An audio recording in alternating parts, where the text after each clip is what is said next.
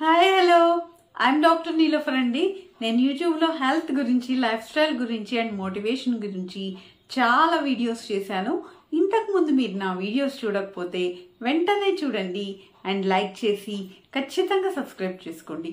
ఇవాల్టి మన టాపిక్ అయితే నోటి చుట్టూ తిమ్మిర్లు, మొద్దుబారటం అనేది ఎందువల్ల వస్తుంది అనే దాని గురించి. మరి మనం టాపిక్లోకి వెళ్ళిపోతాం.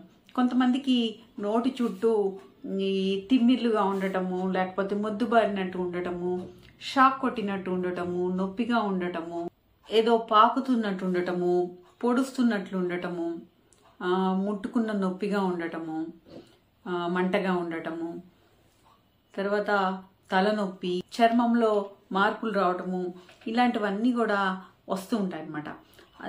అలాగా ఎందుకు జరుగుతుంది? చాలా రకాలైన కారణాలు ఉంటాయి. హైపర్ వెంటిలేషన్ అని గాలి ఎక్కువగా పీల్చుకున్నప్పుడు ఇలా జరగవచ్చు. అంతేకాకుండా బెల్స్ పాలసీ అంటే ఫేషియల్ పారాలసిస్ వస్తుంది, అలా ఉన్నప్పుడు రావచ్చు. తర్వాత B12 లోపించడం వల్ల రావచ్చు. రక్తంలో కాల్షియం లోపించడం వల్ల రావచ్చు. థైరాయిడ్ ప్రాబ్లమ్స్ ఉన్నప్పుడు, హైపర్ పారాథైరాయిడిజం ఉన్నప్పుడు రావచ్చు.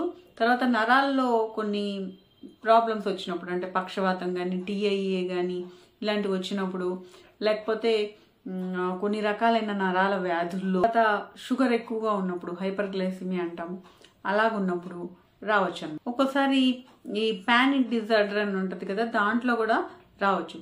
తర్వాత ఈ ఆటో ఇమ్యూన్ వ్యాధులు ఉంటాయి కొన్ని, వాటిలో కూడా రావచ్చు. ఆల్కహాల్ తీసుకొని మానేసినప్పుడు విత్డ్రాయల్ సిమ్టమ్స్ వస్తాయి కదా, అప్పుడు కూడా రావచ్చు.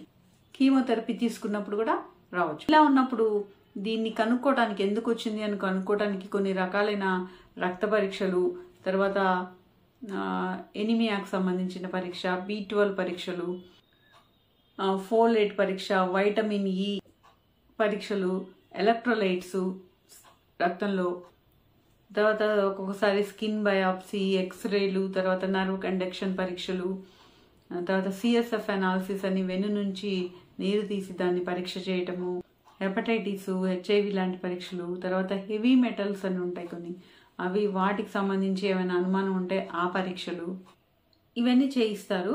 చేయించాక అవసరాన్ని బట్టి కొన్ని ఆయింట్మెంట్స్ ప్రిస్క్రైబ్ చేయటము, లేకపోతే కొన్ని రకాలైన మందులు, గాబాపెంటిన్ అని, తర్వాత ప్రీగాబాలిన్ అని, కార్బమిజిపెన్ అని, యాంటీ డిప్రెసెంట్ మందులు, లేకపోతే కొన్ని రకాలైన యాంటీ సైకోటిక్ మందులు ఉంటాయి, పైమోజిడ్ అని, తర్వాత వెనలాఫాక్సిన్ అని, ఇలా ఉంటాయి అన్నమాట. అవసరాన్ని బట్టి, వాళ్ళకున్న సిట్యుయేషన్ బట్టి ఆ మందులు, తర్వాత యాంగ్జైటీని తగ్గించే ప్రొప్రన్లాల్ లాంటి మందులు వాడటానికి అవకాశం ఉంటుంది. ఇవి కాకుండా ఫిజియోథెరపీ చేయించటము లాంటివి కూడా, నోటికి సంబంధించి ఆ ఏరియాకి సంబంధించి ఫిజియోథెరపీ చేయటము లాంటివి కూడా చేస్తారనమాట.